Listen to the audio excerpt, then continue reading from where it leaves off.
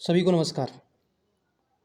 जय हिंद प्यारे साथियों, आशा करता हूँ कि आप सभी अच्छे होंगे और मन लगाकर तो पढ़ाई कर ही रहे होंगे।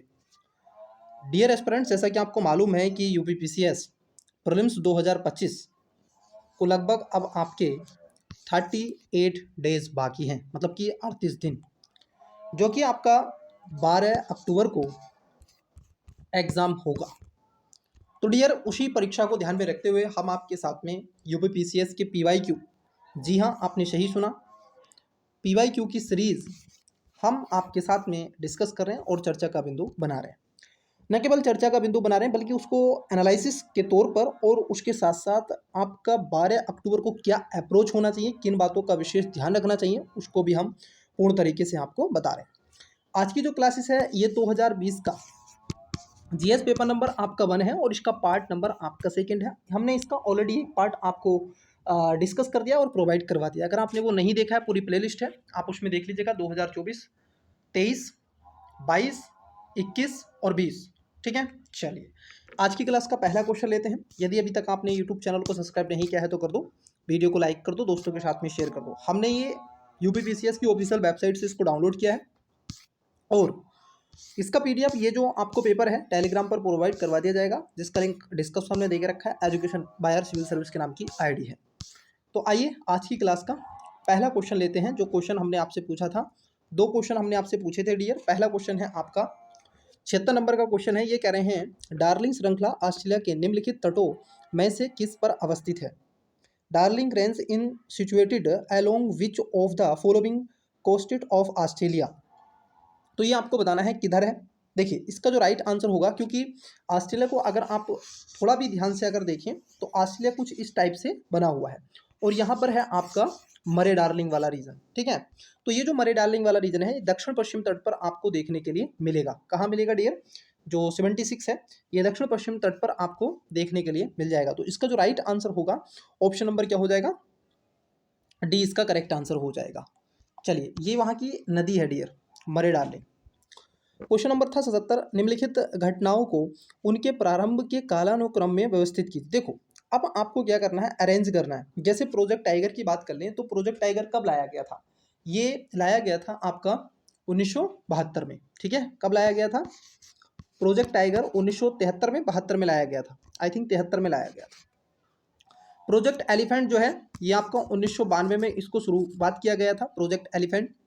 उसके बाद वन्यजीव संरक्षण अधिनियम आपको याद होगा 2006 का। ठीक है, जैव विविधता अधिनियम। तो ये आपसे पूछा गया, तो इसके अगर आप अरेंज करते हैं डियर, तो इसको जब अरेंज करोगे, है ना, बायोडाइवर्सिटी जो एक्ट है 2006 का, वर्ल्ड लाइफ प्रोटेक्शन एक्ट 1972 का है। तो जब आप इसको अरेंज करोगे, ठीक है, ये हो जाएगा, सी का होगा 1972 और ये है 1986। ठीक है, तो अब इसको आप सीक्वेंस में लगा लो। तो पहले आ जाएगा आपका 3 नंबर, ऑफकोर्स पहले आएगा आपका 3 नंबर, फिर 1 नंबर, फिर उसके बाद में आपका 3 नंबर, 1 नंबर, 2 नंबर, फिर इस तरीके से आएगा। ये जो जैव विविधता अधिनियम है ये 2006 है डियर, ये 2006 है। ठीक है, ये बाद में आएगा। तो इसका जो राइट आंसर है ऑप्शन नंबर सी इसका करेक्ट आंसर हो जाएगा। Hindi medium, option number C इसका करेक्ट आंसर हो जाएगा डियर। चलिए नेक्स्ट क्वेश्चन की तरफ बढ़ते हैं। क्वेश्चन आपका 78, निम्नलिखित में से कौन सा महासागर धारा हिंद महासागर से संबंधित है? देखो, जब आपसे कई बार ओशन करंट पूछी जाती है तो उसी में आपसे करंट पूछी गई है। जैसे फ्लोरिडा, फ्लोरिडा की धारा क्या आपको यहाँ मिलेगी? ऑफकोर्स यहाँ पर नहीं मिलेगी। एगुलाशा की धारा, क्यूराइल की धारा, कनारी की धारा तो ऊपर चली जाएगी, है ना। तो ये जो इसमें मिलेगी आपको एगुलाशा की धारा जो देखने के लिए मिलती है, ये ऐसे अफ्रीका के साइड से होती हुई इधर की तरफ मूव कर जाती है। ठीक है, यहाँ पर अफ्रीका ऐसे आ जाएगा आपका, इधर से चलती है एगुलेशा की धारा। तो ये इसका राइट आंसर हो जाएगा। फ्लोरिडा तो जल संधि आप उधर देखोगे अमेरिका के नीचे, ये कैनेडी की धारा ऊपर चले जाओगे, है ना, इधर अफ्रीका के ऊपर एटलस माउंटेन की तरफ। आपको कुराइल धारा बता दीजिए कहाँ पर है। चलिए क्वेश्चन नंबर देखते हैं डियर आपका 79, एक पारिस्थितिकी तंत्र के विभिन्न घटकों से होकर पोषक तत्वों का गुजरना कहलाता है। देखो, जब पोषक तत्व क्या होते हैं, एक इकोसिस्टम, देखिए यहाँ पर इंग्लिश में पढ़ लीजिएगा तो आपको और भी क्लियर हो जाएगा। The movement of nutrients elements through the versus components of an ecosystem in called. तो ये जो गुजरता है किन तत्वों से होकर, जैसे जैव रासायनिक चक्र, जैव भूरी रासायनिक। देखो, ये खासतौर पर क्या होता है, वायो और जियोलॉजिकल जो केमिकल साइकिल होती है इससे होकर के ये गुजरता है। ठीक है, जैव भू रसायन चक्र इसको हम कहते हैं। जैसे आपने कई पोषक तत्वों को देखा होगा, पहले वो मिट्टी में होते हैं, फिर जीवों में आते हैं, फिर उसका केमिकल रिफॉर्मेशन में हो जाता है। जैसे मैं आपको बात बता दूं, देखिए अब जैसे पौधा है डियर, आपका प्लांट है, मान लीजिए ये एक पौधा है, ठीक है। इस पौधे ने अपनी जड़ से पानी, खनिज के तत्व लिए हैं, सूर्य के प्रकाश से विभिन्न प्रकार की चीज़ें ली हैं। अब इसके अंदर आपको क्या मिलेगा, कार्बन मिलेगा। इसके अंदर क्या हो गया है, कार्बन पौधे के अंदर आपको मिलेगा, बायोगैस इसके अंदर मिलेगी। जब इस पौधे को काट दिया जाएगा, सुखा दिया जाएगा, तो इसको जला दिया जाएगा। अब जला करके इसमें से कुछ गैसेस बाहर भी निकलती हैं, मीथेन निकलेगा, कार्बन बाहर निकलेगा। तो ये केमिकल, तो ये खासतौर पर क्या होता है, जैव भू रसायन चक्र इसको कहा जाता है। तो 79 का correct answer option number A हो जाएगा प्यारे। क्वेश्चन है आपका 88 नंबर, देखिएगा यहाँ पर है सूची 1 को सूची 2 से सुमेलित करना है। आइए एक एक करके बात कर ले। जैसे यहूदी, यहूदी ये कहाँ पर है, टेढ़ा कहाँ पर है, बेजा और लुअर। चलिए एक एक करके बात करते हैं। देखो अगर हम बात कर लें आपसे यहूदी, तो यहूदियों का लगातार मुद्दा रहा है इजराइल में, तो ए का 4 होगा, ए का 4 तो सब में है। उसके बाद अगर हम देखें टेढ़ा, ये जो आपको टेढ़ा देखने के मिलेंगे ये लीबिया में मिलते हैं, टेढ़ा आपको लीबिया में मिल जाएंगे। बेजा की बात कर लें तो ये मिस्र में मिलती है, बेजा जो ट्राइब्स है। और लूर की बात कर लें तो ईरान में आपको लूर मिल जाते हैं। तो यहाँ पर क्या हो जाएगा, पहले का 4 हो जाएगा, दूसरे का 3 हो जाएगा, बी का 2, बी का 3 हो जाएगा, सी का 1 हो जाएगा और डी का 2 हो जाएगा। तो इसका right answer English medium option number D इसका करेक्ट आंसर हो जाएगा प्यारे। चलिए नेक्स्ट क्वेश्चन की तरफ चलते हैं। तो इजराइल वाला ये मुद्दा लगातार रहा है फिलिस्तीन का, तो इसको ध्यान में रखना है। भारत में मिट्टी बचाओ, भारत में मिट्टी बचाओ आंदोलन कहाँ से प्रारंभ हुआ। अब देखो आपने कई बार पेड़ बचाओ, वृक्ष बचाओ, ये आपने चिपको आंदोलन के बारे में सुना होगा, वृक्ष बचाओ, है ना। लेकिन कई बार मिट्टी आंदोलन के बारे में भी आपसे पूछा जाता है। ये जो मिट्टी बचाओ आंदोलन स्टार्ट हुआ था, ये खासतौर पर दरभंगा और बिहार में, कहाँ पर, दरभंगा और बिहार में ये स्टार्ट किया गया था। वेयर वाज दी मिट्टी बचाओ save the soil movements start in India, तो ये कहाँ पर था, दरभंगा और बिहार में देखने के लिए मिला था डियर। इसको सेव द सोयल भी कहा जाता है। नेक्स्ट क्वेश्चन देखिएगा 82, निम्नलिखित में से कौन सा एक सही सुमेलित नहीं है। यहाँ पर देश दे के रखा है और राजधानी है। मैं कहूँगा 2024 में भी ऐसा ही क्वेश्चन आपसे पूछा था और ये क्वेश्चन रिपीट किया था। आइए देखिए वो एक एक करके बात करते हैं। जैसे टूनिशिया की है टूनिस, ये बात सही है। अल्जीरिया की है, आप देखोगे अल्जीरियस, ये भी बात सही है। मोरक्को, मोरक्को के बारे में आपने सुना होगा, मोरक्को एक कंट्री है, ठीक है, उसकी रबात नहीं। मोरक्को की अगर कैपिटल आप देखोगे डियर, मोरक्को की जो कैपिटल है वो रबात देखने के लिए मिलेगी, टूनिशिया की टूनिश मिलेगी, अल्जीयर्स की आपको देखो अल्जीरिया की अल्जीयर्स मिलेगी, लेकिन कैप वर्डे, कैप वर्डे ये बमाको आपको नहीं मिलेगी, है ना। बमाको कैप वर्डे की नहीं है। तो यहाँ पर क्या हो जाएगा इसका गलत आंसर, ऑप्शन नंबर डी इसका करेक्ट आंसर हो जाएगा। क्वेश्चन नंबर है आपका 83, क्या है, हरित गृह प्रभाव ग्रीन हाउस गैस इफेक्ट के अभाव में भू सतह का औसत तापमान होगा। Without green house, without green house gas effect the average temperature of earth surface would be. अब ये कितना आपको देखने को मिलेगा, देखो होता क्या है, अगर आप बिना इसके ग्रीन हाउस इफेक्ट की बात कर लें, ये पॉजिटिवली और नेगेटिवली दोनों तरीके से काम करता है डियर, है ना। तो कितना होगा, -18 होगा, -18। अगर ग्रीन हाउस गैस अगर नहीं होगा ना इसका इफेक्ट, तो पृथ्वी इतनी ठंडी हो जाएगी बहुत ज़्यादा, और दिन में पृथ्वी इतनी गर्म हो जाएगी बहुत ज़्यादा, है ना। तो ये कई तरीके से जलवाष्प है, एरोसोल है, विभिन्न प्रकार के गैसेस हैं, और ये जो आपका ग्रीन हाउस इफेक्ट है ये पृथ्वी को क्या करता है, इसके टेम्परेचर को मेंटेन करने का प्रयास करता है। तो इसका correct answer option number B हो जाएगा। दक्षिणी अफ्रीका का पोस्टमास्टबुर्ग और उसकी सीमावर्ती क्षेत्र निम्नलिखित में से किस खनिज का प्रमुख उत्पादक है। तो ये आपसे पूछा गया है, ठीक है, किसके बारे में, पोस्टमास्टबुर्ग और उसका सीमावर्ती क्षेत्र के बारे में। तो किसका है, ये है मैग्नीज का। किसका है English medium, option number C manganese का हो जाएगा। ये अफ्रीका महाद्वीप के जो कंट्रीज़ हैं यहाँ पर नेचुरल जो रिसोर्स हैं, मिनरल्स जो हैं इतनी मात्रा में भरे हुए हैं बहुत, लेकिन यहाँ पर पॉलिटिकली अनस्टेबिलिटी होने के चलते और विभिन्न प्रकार के ऐसे रीजनल संगठन होने के चलते जो उग्रवादी प्रवृत्ति के हैं, तो उनके चलते इन देशों का विकास नहीं हो पाया है।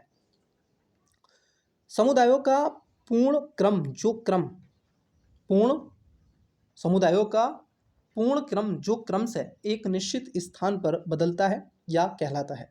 अब देखो, जो समुदाय होते हैं उनका स्थान एक स्थान से बदलता रहता है, तो उसको खास तौर पर क्या बोलते हैं, ये कह रहे हैं इकोलॉजिकल सक्सेशन। देखो इकोलॉजिकल सक्सेशन में तो चेंज होता है, वहाँ से जैसे ज्वालामुखी विस्फोट हुआ, वहाँ पर काली मिट्टी हुई, वो ठंडा हुआ, उसका लावा लगना, तो उसके बाद में काली मिट्टी, फिर उसमें विभिन्न प्रकार के जीव जंतु आए, उन्होंने बीट किया और उससे कोई बीज रोपण गया और फिर उसके बाद में बरसात हुई, वो जमा, तो ये तो हुआ। फिर वहाँ पर प्रजातियाँ आती हैं, फिर कंपटीशन होता है, बहुत सारी चीज़ें, फिर स्टेबलिश होता है वगैरह वगैरह। वो इसका नहीं है, इकोलॉजिकल सक्सेशन नहीं है। कम्युनिटी जो आपका डायनेमिक्स होता है ये भी नहीं है। पिरामिड जो बायो मास होता है वो भी नहीं है। तो फिर क्या है, सीयर। इसमें जो होगा डियर, वो आपका क्या हो जाएगा, ऑप्शन नंबर बी हो जाएगा। क्या हो जाएगा, सीयर हो जाएगा। चलिए नेक्स्ट क्वेश्चन की तरफ बढ़ते हैं।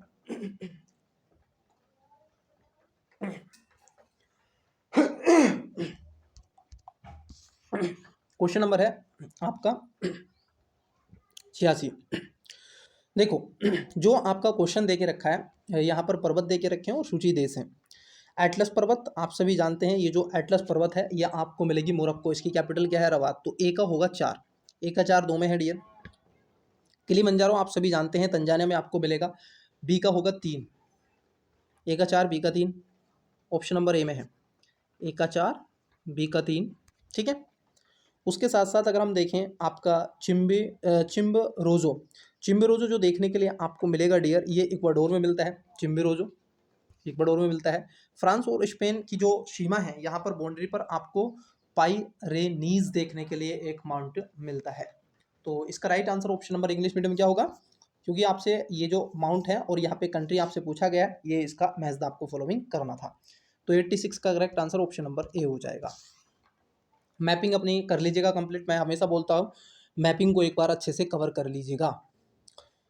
मैंने ऑलरेडी आपको करवाया मैपिंग का पोर्शन, तो इसी पे मिल जाएगा। और यूपीएससी को टारगेट करते हुए वो करंट अफेयर में भी था, तो उसको एक बार देख लोगे तो आपको बहुत ही ज़्यादा उससे बेनिफिट मिल जाएगा। उस क्लासेस को देख लो, मैपिंग की क्लास है उसको देख लेना। और यूपीएससी को टारगेट करके बस वहीं से जो करंट अफेयर पे था, उसमें कई ऐसे प्लेस हैं, लगभग 1.5 या 2 घंटे के आसपास की क्लास, उसको आराम से इन्जॉय करो, देख लो, एक क्लास में आपका कंप्लीट हो जाएगा।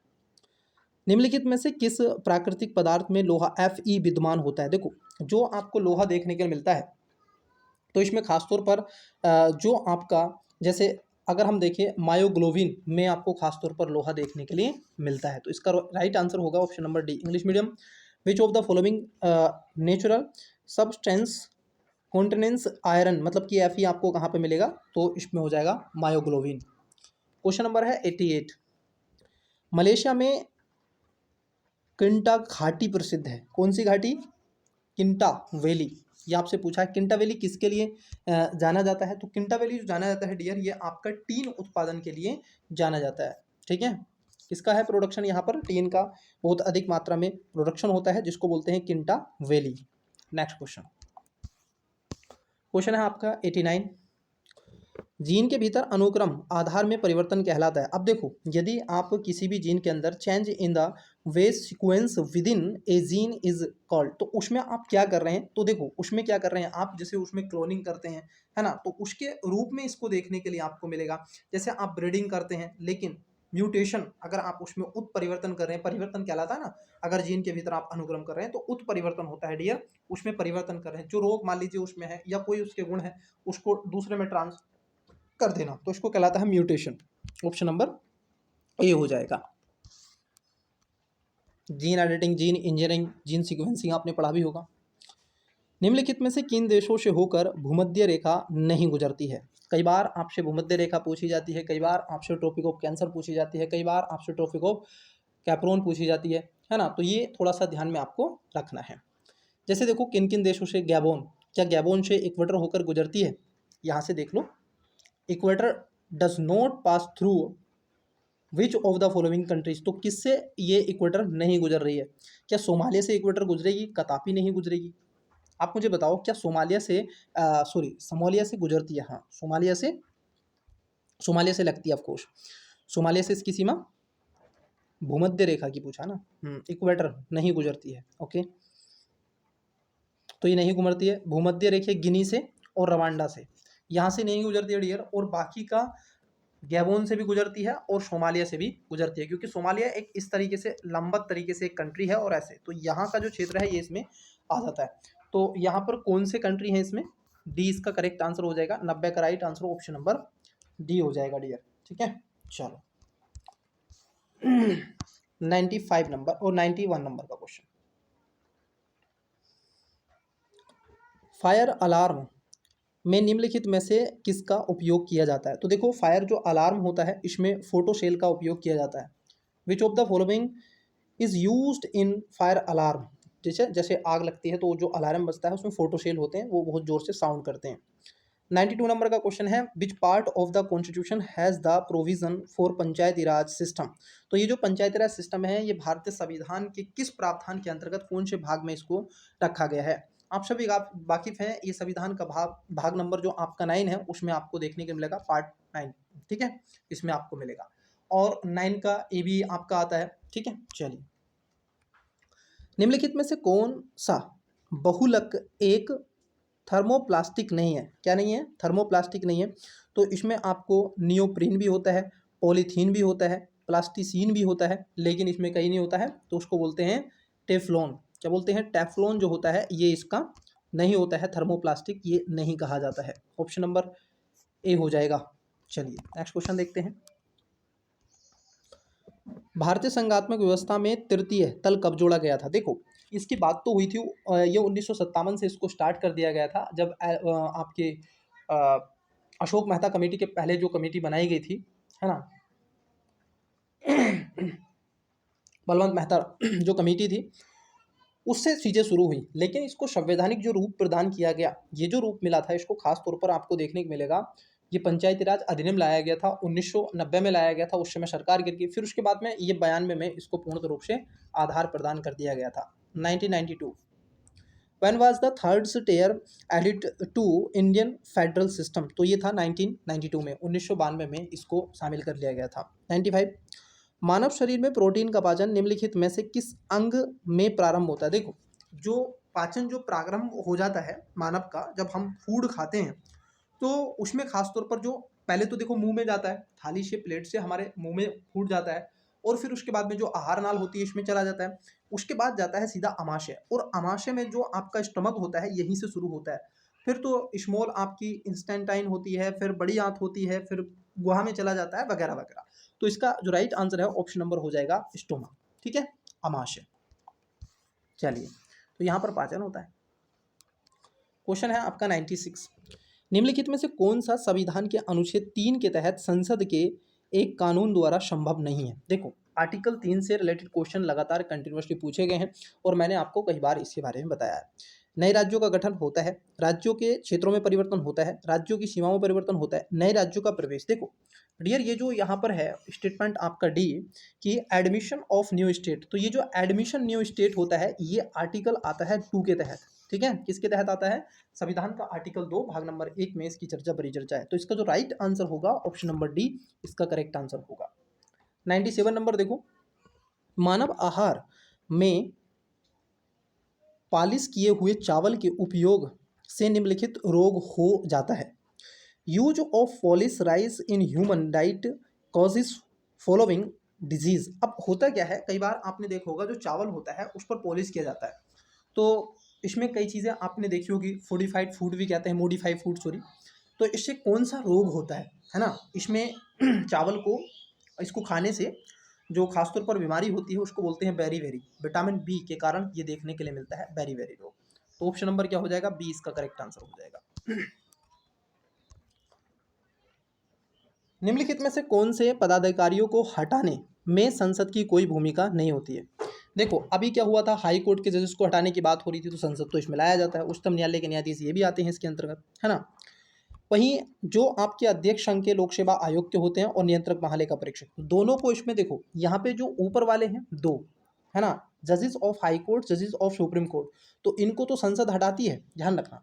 लेकिन जो आपकी chairman of the union public service commission और आपके comptroller and auditor general of India जो है नियंत्रक महालेखा परीक्षक, इनको खासतौर पर संसद नहीं हटाती है।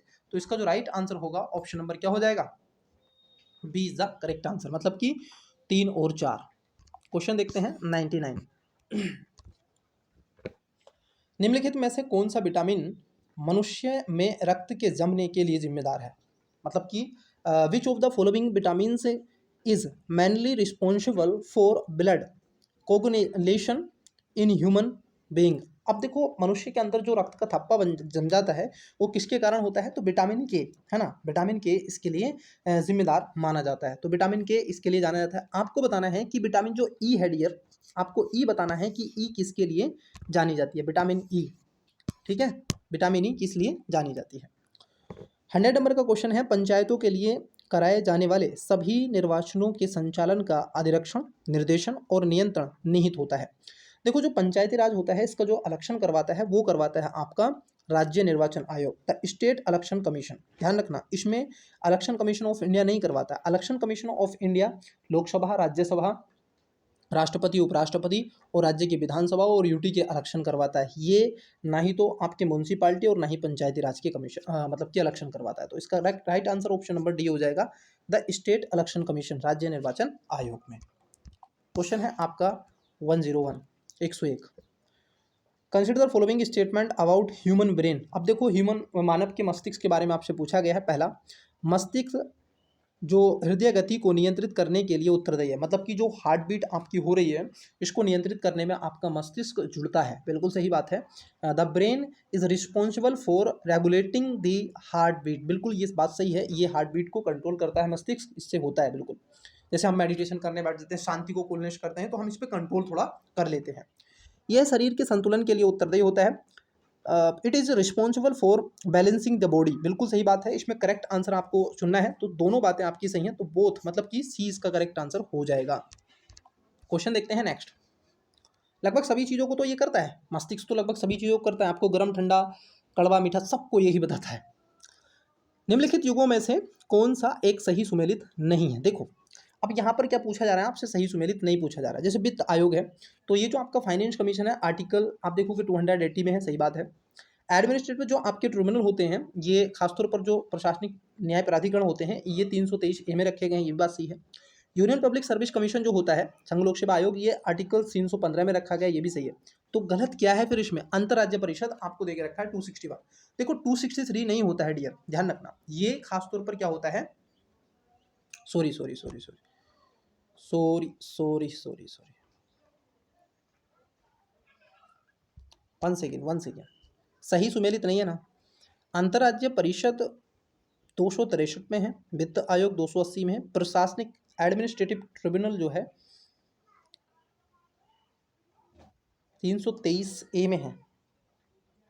एक बार चेक कीजिएगा स्टूडेंट्स, जो आपका 102 नंबर का क्वेश्चन है, मैं कंफ्यूज तो नहीं हूँ। एडमिनिस्ट्रेटिव जो ट्रिब्यूनल होता है संविधान के भाग 14 आर्टिकल 323 और 324, 323 का ए 323 का बी एडमिनिस्ट्रेटिव से वो है और विभिन्न व्यापारिक मामलों से हो। तो ये इस क्वेश्चन को चेक कीजिएगा, ये क्वेश्चन इन्होंने, मुझे लगता है कि इन्होंने गलत इसका आंसर दिया है। ठीक है, इन्होंने इसका गलत आंसर दिया है, तो एक बार आप चेक करके बताइएगा क्वेश्चन नंबर 102 का। चलिए मैं नेक्स्ट क्वेश्चन की तरफ बढ़ता हूँ। निम्नलिखित में से कौन सा पदार्थ वृक्ष से प्राप्त किया जाता है? देखो जो वृक्ष से प्राप्त करने वाले कई ऐसे पदार्थ होते हैं, जैसे आप बोलते हैं ऐसा फोइडीटा, है ना, ऐसा फोइटीडा, जो आपका टाइडा होता है, मतलब कि हींग जिसको हम बोलते हैं ऐसा फोइडीटा, तो ये इसके लिए जाना जाता है। विटामिन थोड़ा ही नहीं होती है। देखो अब यहाँ पर क्या है, विटामिन है, विटामिन शिलाजीत कहते हैं, ये पहाड़ों से ऐसा माना जाता है, पहाड़ों पर्वतों से। जो आपके टिनकेल होता है जिसको सुहागा बोलते हैं, ये भी नहीं। तो हींग जो होती है ये आपके पेड़ों से ही मिलती है। 104 नंबर का क्वेश्चन 104, भारतीय संविधान का कौन सा अनुच्छेद केंद्रीय सतर्कता आयोग का वर्णन करता है? तो ये जो वर्णन करता है ये आपको बताना है। देखिए ये इसमें से कोई भी नहीं है, ना 368 है, 376 भी, सॉरी 268, 276 है नहीं, 280 वो आ जाएगा आपका फाइनेंस कमीशन। तो इसमें डी इसका राइट आंसर है, none of the above. Question है 105, देखो ये कथन और कारण पर आधारित है। पहला, सुक्रोज की अपेक्षा प्रतीप शर्करा अधिक मधुर होता है, मतलब कि मीठा होता है ना, ये आपसे पूछ रहा है, अपेक्षाएं कर रहा है। कारण है कि जो आपका प्रतीप है ना, इन्वर्ट शुगर को सुक्रोज के जल अपघटन से प्राप्त किया जाता है। बात तो सही है, लेकिन इसलिए मीठा नहीं होता है कि वो जल अपघटन से प्राप्त किया जा रहा है। तो यहाँ पर कथन और कारण दोनों सही है, लेकिन इसकी सही व्याख्या नहीं करता है। तो इसका राइट आंसर क्या होगा? ऑप्शन नंबर बी हो जाएगा। ठीक है, चलो नेक्स्ट क्वेश्चन की तरफ बढ़ते हैं। क्वेश्चन नंबर है आपका 106, मतलब कि 106। देखिए 106 की हम बात कर रहे हैं प्यारे, 106 की। 1 सेकेंड रुकिएगा।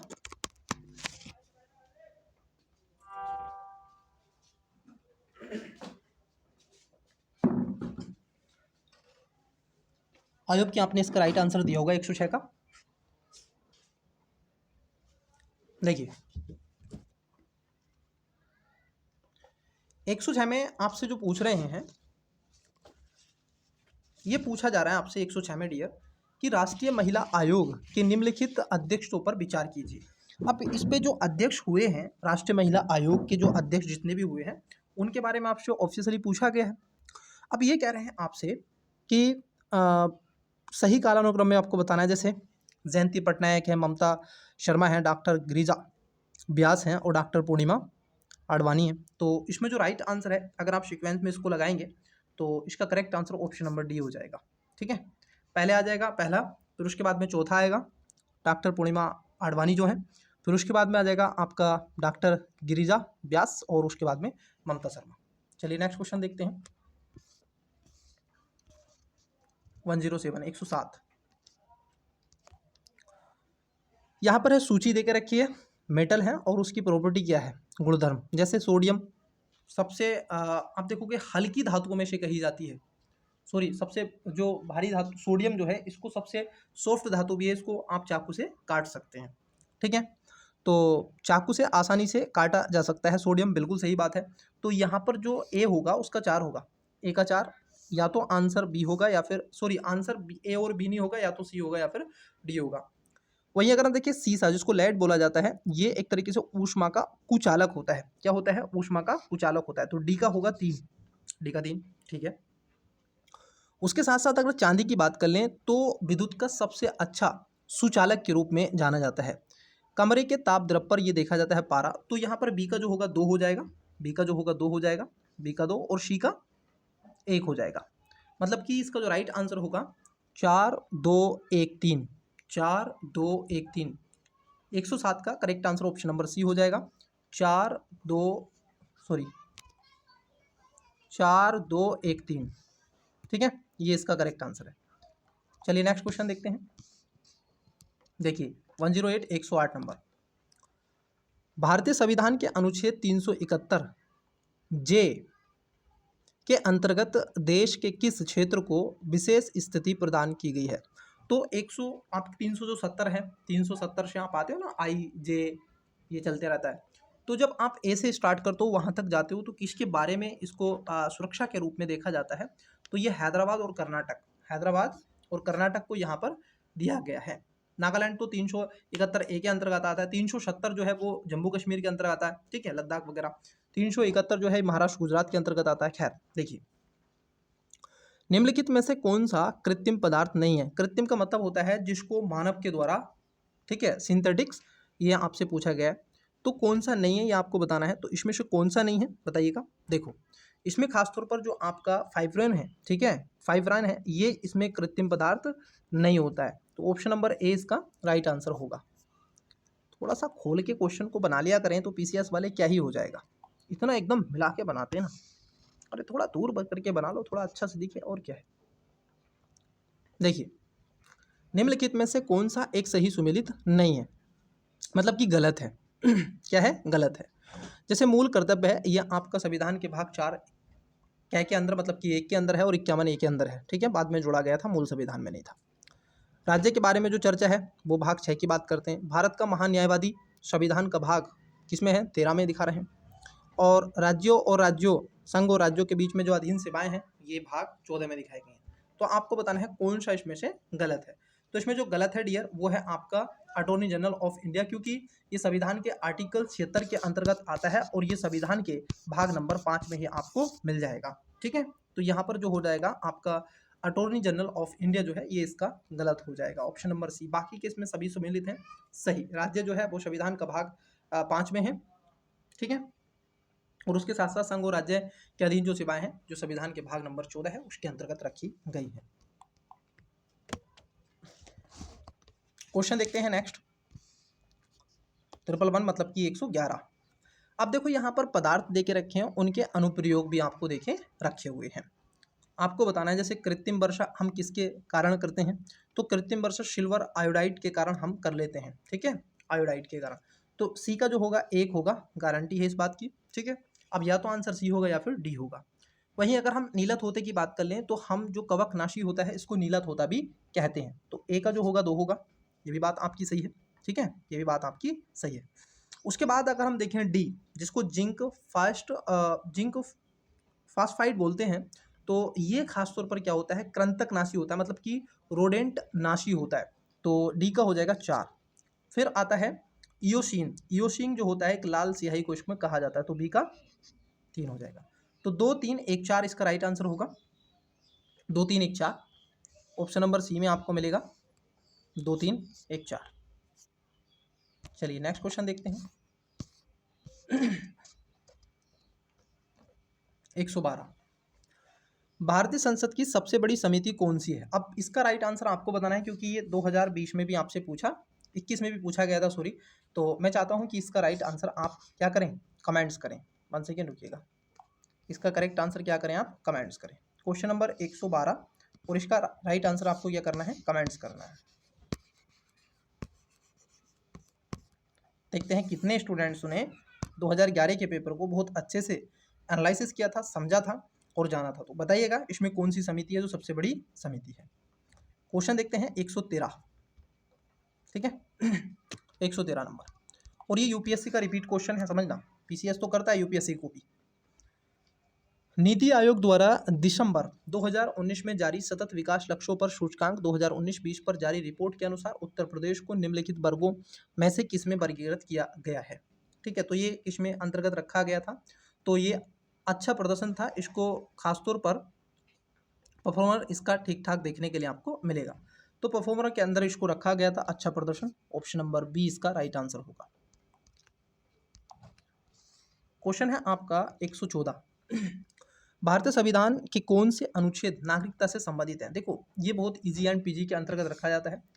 भारत में जो सिटीजनशिप है डियर, ये आपको भारतीय संविधान के आर्टिकल्स किस में मिलती है, आर्टिकल 5 से 11 तक आप देखने के लिए मिलेगा। 5 से 11 तक है, इंग्लैंड के संविधान से हमने इसको लिया है, संविधान के भाग नंबर 2 में है, और इसमें खासतौर पर सिंगल सिटीजनशिप भारत के अंदर है, क्या है, सिंगल सिटीजनशिप है, ठीक है। चलिए तो यहाँ पर राइट आंसर क्या हो जाएगा, ऑप्शन नंबर सी। क्वेश्चन है आपका 115 नंबर 115।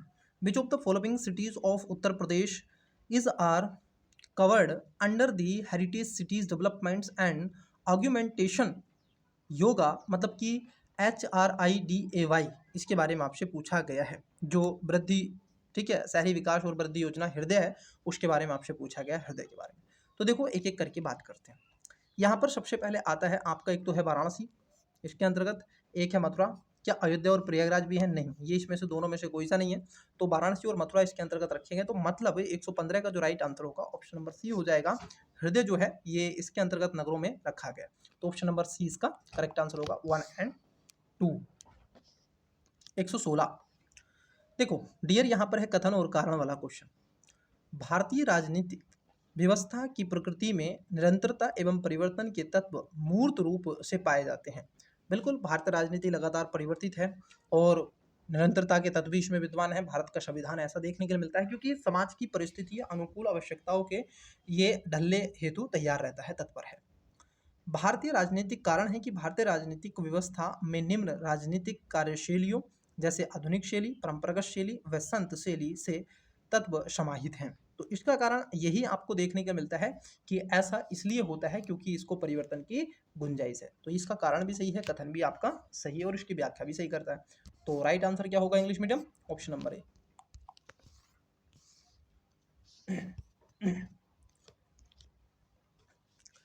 प्रजनन के प्रतिस्थापन स्तर तक पहुंचने के लिए जनसंख्या की कुल प्रजनन दर, मतलब कि TFR, इसको बोलते हैं टोटल फर्टिलिटी रेट, क्या होनी चाहिए। तो अभी के लिए जो रखी गई है, अगर हम देखें उस समय ये 2020 का पेपर हम आपके साथ में सोल्व कर रहे हैं, तो 2.1 रखी गई है। ठीक है, कितनी रखी है? ये आपकी टोटल फर्टिलिटी जो रेट है वो आपकी 2.1 रखी गई है कि एक महिला 2.1 बच्चे को जन्म दे। एवरेज ओवरऑल निकाला जाता है, मतलब कि कहने का तात्पर्य है 2 बेबी। चलिए नेक्स्ट क्वेश्चन। राज्यों में मुख्यमंत्री सहित मंत्रिपरिषद के मंत्रियों की न्यूनतम संख्या क्या हो सकती है? देखो, राज्यों के अंदर मुख्यमंत्रियों की बात कर ले, जैसे एक 2003 में एक अमेंडमेंट लेकर के आई थी सरकार, और उसी के माध्यम से प्रधानमंत्री सहित 15% सदस्यों को रखा गया था। कितना था? 15% जो टोटल थे। अब उसी के लिए राज्य में, स्टेट में राज्यों के मुख्यमंत्री सहित कितने होंगे? तो उसके अंतर्गत जो रखे गए हैं वो 12 आपके रखे गए हैं, उससे ज़्यादा नहीं होंगे। पहले क्या था, ज़्यादा भी हुआ करते थे तो मानव इच्छा पर होता था, लेकिन अब ऐसा नहीं है। 119 which of the following method has या have been used to estimated poverty in India, मतलब कि जो गरीबी के अनुमानित हेतु जो विधियों का प्रयोग किया जाता है, गरीबी को हम किसमें जो एस्टिमेट करते हैं, ये आपको बताना है। मेथड कौन कौन से? जैसे हेड काउंट रेशियो, मतलब कि सिर गणना विधि। नहीं, हेड काउंट तो हम नहीं करते हैं। कैलोरी ग्रहण पर करते हैं क्या? पारिवारिक उपभोग व्यय पर करते हैं। प्रति व्यक्ति आय को हम माप लेते हैं। पहली बात तो ये जो हमारा एक्सपेंडिचर है ना, जो व्यय है, हाउस होल्ड कंजम्पशन एक्सपेंडिचर हम देखते हैं। पर कैपिटा इनकम कितनी है उससे देख लेते हैं। कोलोरिक्स जो आपका इनटेक, नहीं, इससे हम कभी भी इस चीज़ को नहीं मापते हैं। तो इसमें खास तौर पर जो रखा गया है, वो इसके अंतर्गत पर कैपिटा इनकम को हम इसके अंतर्गत नहीं रखते हैं। बाकी का अगर हम देखें, हेड काउंट रेशियो होता है, उसके साथ साथ कैलोरी ग्रहण होता है, इनटेक, और हाउस होल्ड कंजम्पशन जो एक्सपेंडिचर वो कितना हो रहा है एक सप्ते के अंतर्गत, उसको भी हम माप लेते हैं। तो 119 का जो राइट आंसर है ऑप्शन नंबर बी हो जाएगा। ठीक है, डी इसमें गलत है, चौथा। चलिए नेक्स्ट क्वेश्चन देखते हैं। हालांकि पॉवर्टी लाइन का ये भी कोई ठीक मेथड नहीं है, भारत में एक चुनौतीपूर्ण मेथड है। ठीक है, क्योंकि इतना विविधताओं से भरा हुआ कंट्री है। भारत के सर्वोच्च न्यायालय ने संविधान के आधारभूत ढांचे के सिद्धांत को स्पष्ट किया था। देखो, जो गोलकनाथ मामला था, आपका केस था 1969 में, तो इसमें तो मना ही कर दिया था कि प्रस्तावना संविधान का अंग नहीं है और इसमें संशोधन भी नहीं किया जा सकता। लेकिन केशवानंद भारती बराम, शंकरी प्रसाद में भी मना कर दिया था, सज्जन वाले में मना नहीं कर दिया था। लेकिन केशवानंद भारती बराम केरल जो बात था आपका 1973 का, इसमें कह दिया था। इस पर 13 जज की बेंच थी जो ठीक है, तो इन्होंने इस चीज़ को कहा था कि ये बेसिक स्ट्रक्चर है और इसमें पार्लियामेंट अमेंडमेंट भी कर सकती है, लेकिन उसके जो मूलभूत ढांचा है उसमें संशोधन नहीं कर सकती। ठीक है, लेकिन उसका निर्धारण समय समय पर सुप्रीम कोर्ट करेगी। तो इसका राइट आंसर क्या हो जाएगा? ऑप्शन नंबर आपका बी हो जाएगा। 21 नंबर को देखिएगा। आयुष्मान भारत योजना के संदर्भ में निम्नलिखित में से कौन सा यह सही कथन सत्य है? किसके बारे में पूछा गया? आयुष्मान भारत। यह योजना प्रति व्यक्ति 5 लाख रुपए का मुफ्त स्वास्थ्य बीमा प्रदान करती है। देख, बिल्कुल सही बात है। इस पे क्या होता है? This yoga provides free health insurance और RS 5 लाख पर पर्सन, एक पर्सन को प्रति वर्ष में क्या है 5 लाख रुपए का दिया जाता है। ठीक है, सही बात है। ये कह रहे हैं कि जो इसमें इस योजना में होने वाले व्यय में केंद्र और राज्यों की भागीदारी 60:40 के अनुपात में है। ये आपसे पूछा जा रहा है, तो बताइए क्या ऐसा देखने के लिए आपको मिलता है? देखो, आयुष्मान भारत जो योजना है, इसमें प्रति व्यक्ति 5 लाख रुपए का मुफ्त स्वास्थ्य बीमा प्रदान करती है। ये बात आपकी सही है, ये बात एकदम सही है। इसमें 5 लाख रुपए का आप स्वास्थ्य बीमा आपको कवर करती है, और इस योजना में होने वाला जो व्यय है, ये भी बात आपकी सही है। ठीक है, तो दोनों बातें डियर आपकी यहाँ पर सही हैं। तो राइट आंसर इसका क्या होगा? सी हो जाएगा। दोनों बातें आपकी यहाँ पर सही हैं। चलिए नेक्स्ट क्वेश्चन को देखते हैं। क्वेश्चन आपका 122, मतलब कि 122। निम्नलिखित में से कौन सा एक सही सुमेलित नहीं है? Which one of the following is not correctly match? जैसे आर्टिकल 39 क्लॉज ए दे के रखा है, तो इक्वल जस्टिस एंड फ्री जो लीगल एड की बात करता है, ये बात सही है। आर्टिकल 40 बात करता है आपका पंचायतों का, ऑर्गेनाइजेशन ऑफ विलेजेस जो पंचायत है। 44 में यूनिफॉर्म सिविल कोड है। 48 में न्यायपालिका का कार्यपालिका से पृथक्करण नहीं डियर। यहाँ पर क्या है, जो आपके पेड़ पौधे हैं, वन हैं, उनके संरक्षण की बात करता है। 48A जो है उसमें आने वाले जो स्मारक हैं उनकी बात करता है। खासतौर पर ये जो आपका 50 है, शक्ति पृथक्करण जो खासतौर पर आता है, ये 50 के अंतर्गत इसको रखा गया है। आर्टिकल जो 50 है वो इसके अंतर्गत आता है, तो इसको थोड़ा सा ध्यान में रखना है डियर। ऑप्शन नंबर आपका डी इसमें गलत है, ये 50 में आता है ना कि आपका 48 में आता है। ठीक है, चलो नेक्स्ट क्वेश्चन। क्वेश्चन है 123। देखिए 123 की अगर हम बात कर लें तो 123 में आपसे पूछा जा रहा है पोषकीय सस्टेनेबल पर्यटन का मुख्य उद्देश्य है। किसके बारे में? पोषकीय जो आपका सस्टेनेबल है, ठीक है, objective of sustainable tourism is, अब ये क्यों है इसके बारे में पूछ रहा है। तो ये जाना जाता है खासतौर पर सांस्कृतिक अखंडता और पारिस्थितिकी प्रक्रियाओं को बनाए रखते हुए पर्यटन और पर्यावरण का प्रबंधन करना। क्योंकि पोषकीय पूछा गया, सस्टेनेबल पर्यटन, तो पर्यटन को ही बढ़ावा देगा। ठीक है, ऑप्शन नंबर क्या है? सी इसका है। To manage tourism and environment will maintaining cultural integrated and ecological process, option number C, it is correct. Got it? Next 124, Bharat के महान्यायवादी के संदर्भ में निम्नलिखित कथनों पर विचार कीजिए। Consider the following statement in this context of authority general of India. अब यहाँ पर दो स्टेटमेंट है। पहला, राष्ट्रपति किसी ऐसे व्यक्ति की नियुक्ति करेगा जो उच्चतम न्यायालय के न्यायाधीश के रूप में नियुक्ति के लिए अर्ह होगा, मतलब कि पात्र होगा। The president shall appointed a person who is qualified as to be appointed a जज of supreme court. Yes. Second है कि महान्यायवादी इतना परिश्रम प्राप्त करेगा जो संसद अवधारित करे। The attorney general shall receive such remuneration as the parliament many determine. नहीं, ऐसा नहीं है कि उसको इतनी सैलरी नहीं मिलती है, क्योंकि आर्टिकल अगर हम देखें जो आपका 76 है वो उसके अंतर्गत कहता है कि राष्ट्रपति इसके जो वेतन भत्ते हैं इन सभी को निर्धारित करेगा, ना कि जो पार्लियामेंट्स को मिलने वाले एक मेंबर्स को है उसको। ठीक है, तो सेकंड जो स्टेटमेंट है it is wrong. Okay, one is right, मतलब कि ट्रू एंड सेकंड फॉल्स। तो करेक्ट आंसर हो जाएगा ओनली वन, ए। नेक्स्ट 125, हौसला 2018 के संदर्भ में आपसे पूछा गया है सही। देखिए हौसला 2018 क्या कह रहे हैं। हौसला 2018 का आयोजन महिला एवं बाल विकास मंत्रालय, भारत सरकार द्वारा नई दिल्ली में किया गया था। यह बच्चों की देखरेख करने वाली संस्थाओं के बच्चों का राष्ट्रीय उत्सव था। तो यहाँ पर पहला जो है ये भी आपका करेक्ट हो जाएगा, सेकंड भी करेक्ट हो जाएगा। Right answer option number C हो जाएगा। तो ये जो क्वेश्चन है डियर, ये क्वेश्चन आपका this is question and current affair. ठीक है, तो करंट अफेयर से क्वेश्चन आपके आते हैं। यहाँ पर क्या है, आपको एसोसिएशन और रीजन आपको देकर के क्वेश्चन पूछा गया। पहला, भारतीय संघात्मक व्यवस्था को अर्ध संघात्मक कहा जाता है। Indian federalism is called quasi federal. क्या कहते हैं? Quasi federal. क्या अर्ध संघात्मक कहते हैं या फिर इसको परिसंघात्मक व्यवस्था कहते हैं, ये आपको पता होना चाहिए। ठीक है, तो बात एकदम सही है। कारण है ऐसा क्यों कहा जाता है? क्योंकि भारत में एक स्वतंत्र न्यायपालिका है जिसे न्यायिक पुनरीक्षण का अधिकार है। अब स्वतंत्र है और एकीकृत है, दोनों है, लेकिन इसका रीजन ये नहीं है। बात तो दोनों सही है कि अर्ध संघात्मक होगा, ऐसा नहीं है, क्योंकि स्टेट भी देके रखे हैं। तो यहाँ पर कथन और कारण दोनों सही है, लेकिन इसकी व्याख्या सही नहीं करता है। तो right answer option number B हो जाएगा। ओके, क्या हो जाएगा? B is correct answer.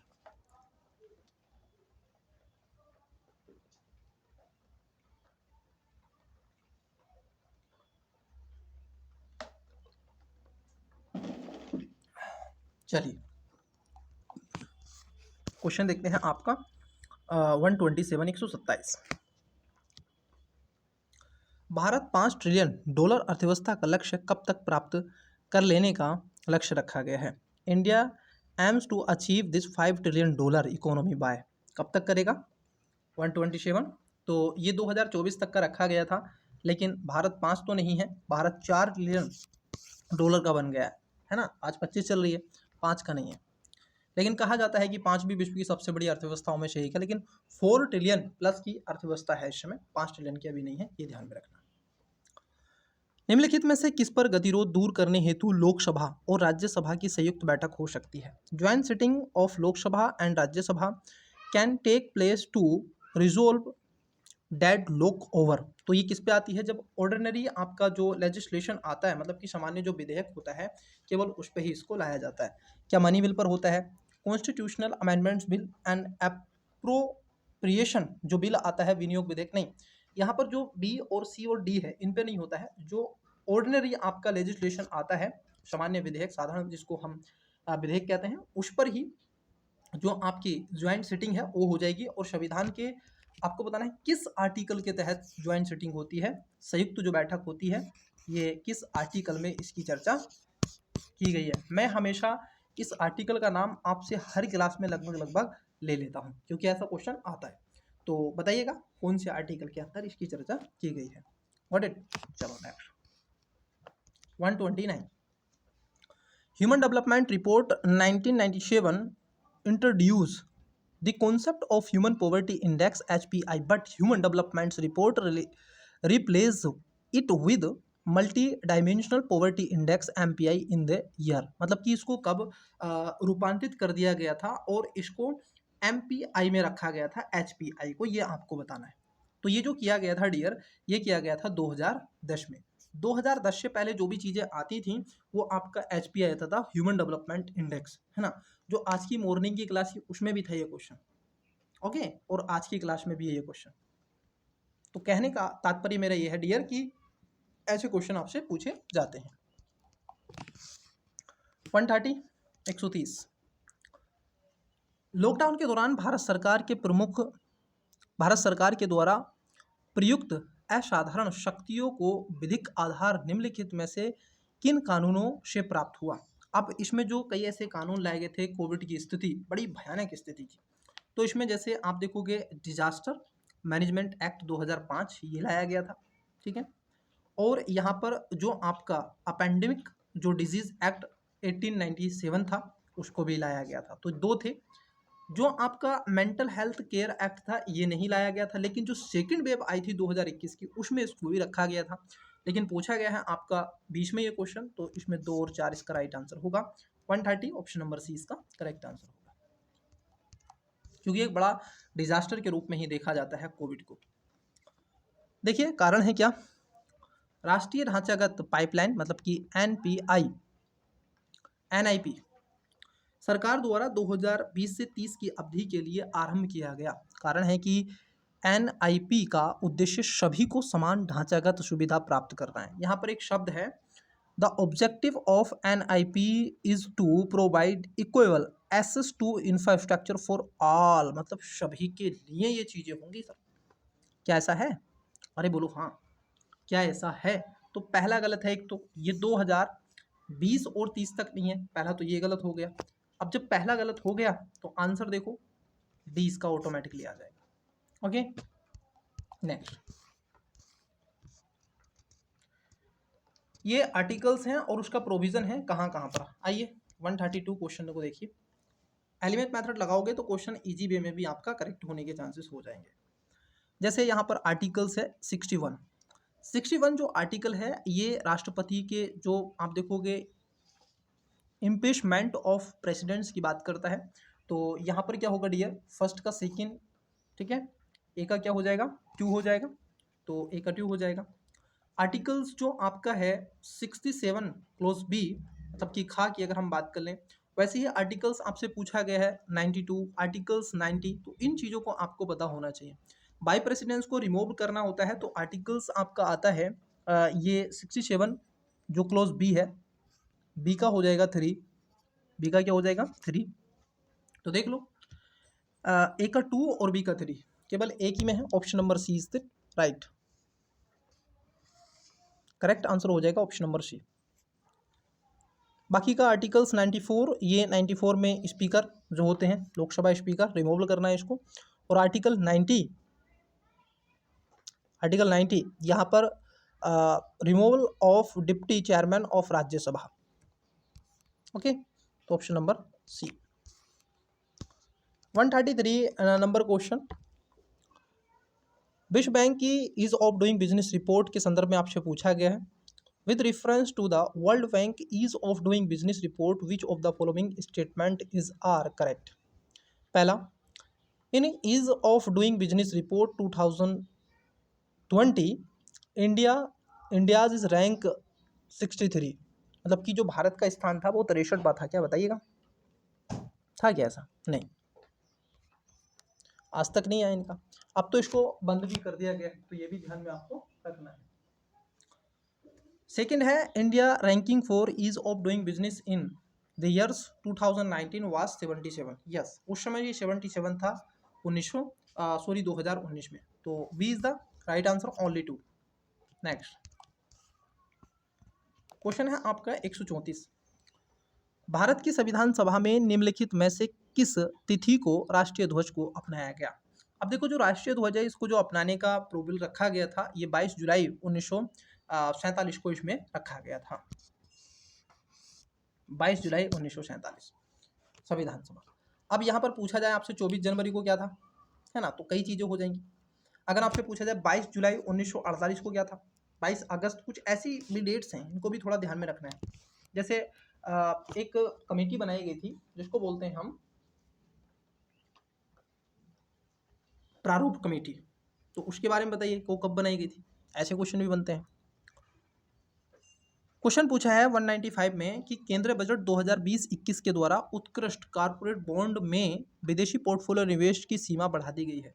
तो अब जो limited of investment for outstanding corporation जो बॉन्ड होते हैं, उसमें पोर्टफोलियो जो इन्वेस्टमेंट है वो कितना आ जाएगा, उसका रेशो बढ़ाया गया। तो उसको बढ़ा करके कितना कर दिया गया, 15% कर दिया गया। कितना, 15%, 15%। उत्तर प्रदेश में बायोटेक्नोलॉजी पार्क निम्नलिखित स्थानों में से कहाँ बनाया जा रहा है? ठीक है, in which of the following place the biotechnology park in located in Uttar Pradesh? तो ये जो पार्क बनाया गया है और बनाने की बात हो रही है, तो ऑप्शन नंबर इसमें डी हो जाएगा। ठीक है, लखनऊ। तो ऐसे ही क्वेश्चन पूछा जा सकता है कि उत्तर प्रदेश के किस राज्य में, ऐसे ही पूछा जाएगा, in which of the following place in the AI city is located in Uttar Pradesh? तो उसका भी जो राइट आंसर आएगा ऑप्शन नंबर डी आएगा, मतलब कि लखनऊ। लखनऊ में बन रहा है आपका AI सिटी। ठीक है, वैसे ही पूछा जाए AI विश्वविद्यालय अगर आपसे पूछा जाए, है ना, AI यूनिवर्सिटी अगर आपसे पूछ ली जाए, तो ये आपकी महाराष्ट्र में बन रही है, मतलब कि मुंबई में। तो थोड़ा सा ये भी ध्यान में रखना है ऐसे क्वेश्चन, क्योंकि AI पर आजकल चीज़ें चल रही हैं, तो यहाँ से क्वेश्चन बन सकता है। करंट में रहा है सर। योजना है, देखो लास्ट ईयर भी योजनाओं से 3 से 4 क्वेश्चन आए थे और इस बार भी है। PM जन आरोग्य अभियान। अब देखो, जब आरोग्य अभियान की बात आती है तो ये कब किया गया होगा? PM वय वंदना योजना, PM रोजगार प्रोत्साहन योजना और स्वच्छ भारत अभियान।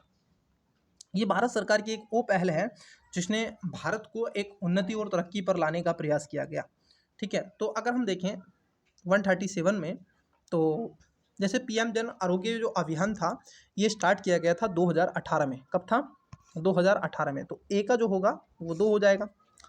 PM वय वंदना योजना की बात कर लें, ये 2017 में लाई गई थी, तो बी का 3 हो जाएगा। PS रोजगार प्रोत्साहन योजना जो थी, ये 2015 में लाई गई थी, तो इसका 1 हो जाएगा। स्वच्छ भारत जो अभियान था 2014 में लाया गया था, तो इसका 4 हो जाएगा। तो 2314 option number A, it is right, option number A. चलिए क्वेश्चन देखते हैं हम 138। विकास अनुवीक्षण और मूल्यांकन कार्यालय को दीर्घकालिक नीति का अनुवीक्षण करता है, निम्नलिखित में से किस कार्यालय के अंतर्गत आता है? तो ये किसके अंतर्गत रखा गया? डेवलपमेंट जो आपका monitoring and evolution office which of monitors the progress of long terms policy in this attention officer. अब ये किसके अंतर्गत रखा गया है? तो ये आपसे पूछा गया है। तो ये आता है आपका नीति आयोग के द्वारा, जो 2015 में बना था। 139 139 which one of the following is not a green house gas fund naturally in the atmosphere? मतलब कि पूछा है कि प्राकृतिक रूप से वायुमंडल में पाई जाने वाली ग्रीन हाउस गैस नहीं है, कौन सी नहीं पाई जाती है एटमोस्फेयर में, बस ये बताना है नेचुरली। तो नाइट्रोजन के ऑक्साइड मिलते हैं क्या? मीथेन, ओजोन मिलती है, CO2 मिलता है, ओजोन मिलती है। जो आपका नाइट्रोजन के ऑक्साइड हैं, ठीक है, नाइट्रोजन के जो ऑक्साइड हैं ये नहीं मिलते हैं, मीथेन भी आपको मिलती है, CH4 तो मिलती है सर, फोर्मोफ्रास्ट में ये देखने के लिए बहुत मिलती है। निम्नलिखित में से कौन सा कथन खुदरा व्यापारियों, दुकानदारों और स्वरोजगार वाले व्यक्तियों के लिए राष्ट्रीय पेंशन योजना के बारे में सही नहीं है? Which of the following statement is not correct for national pension scheme for retail trader? Spoke spoke keeper and self employed person. तो इसमें आपको बताना है कौन सो के लिए नहीं बनाया गया है। तो ये जो नहीं है वो है राष्ट्रीय पेंशन योजना के जो सदस्य पात्र हैं, national pension scheme member are also eligible, तो वो इसके लिए इजिबल नहीं है। ठीक है, और बाकी क्या है कि 18 से 40 वर्ष की आयु के लोग इसके लिए होंगे। उनका जो टर्न ओवर होना चाहिए प्रतिवर्ष वो कितना है, 1.5 करोड़ होना चाहिए, उससे अधिक ना हो।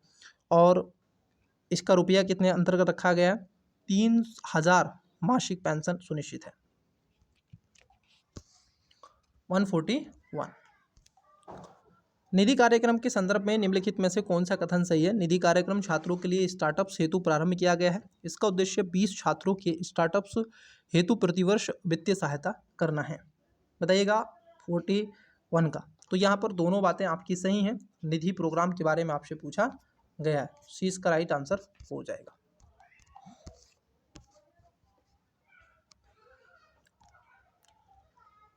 सामान्यतः पर्यावरण को निम्न प्रकार से वर्गीकृत किया जा सकता है। निम्नलिखित में से कौन सा एक वर्गीकरण का अंश नहीं है। ठीक है, ये आपको बताना है। Such category, not a part of such category. तो कौन सा नहीं है, परिचालन पर्यावरण, भौतिक पर्यावरण, सांस्कृतिक पर्यावरण, जैविक। तो इसमें जो खासतौर पर नहीं रखा गया है उसको हम बोलते हैं डियर, जो रखा गया है वो है आपका परिचालन। बाकी का तो फिजिकल, देखो ऑपरेशनल आपका इन्वायरमेंट नहीं होता है, बाकी का फिजिकल होता है इन्वायरमेंट, कल्चरल इन्वायरमेंट होता है, बायोलॉजिकल इन्वायरमेंट होता है ना। तो ये भी होता है, इथिकल भी होता है, सोशल भी होता है। कथन है आपका ए, केंद्र बजट 2020-21 में कृषि की आय दुगना करने के उद्देश्य से 7 ग्रामीण विकास पर ध्यान केंद्रित किया गया। कारण है कि बजट में घोषित 16 सूत्रीय कार्यक्रम कृषि, सिंचाई तथा ग्रामीण विकास की चतुर्थी केंद्रित हैं। मतलब कि इसलिए ऐसा देखने के लिए आपको मिला था। तो ये बात सही है, इसी से ही तो क्या डबल होगी। तो इसका right answer option number A हो जाएगा। 144 पारिस्थितिकी संक्रमण अवधारणा का सर्वप्रथम प्रयोग किया गया। तो ये जो पारिस्थितिकी है, इकोलॉजिकल आपका ट्रांजिशन, ये जो फर्स्ट यूज किया गया था, तो ये किसने किया था ये आपको बताना है। ये यूज किया था डियर आपके थे जिसको बोलते हैं बेनेट द्वारा। किसने किया था, बेनेट ने किया था पारिस्थितिकी संक्रमण के बारे में। उसके बाद नेक्स्ट क्वेश्चन आता है आपकी स्क्रीन पर 145 ट्रेवल एंड टूरिज्म प्रतियोगितात्मक सूचकांक मतलब कि TTCI जारी किया जाता है।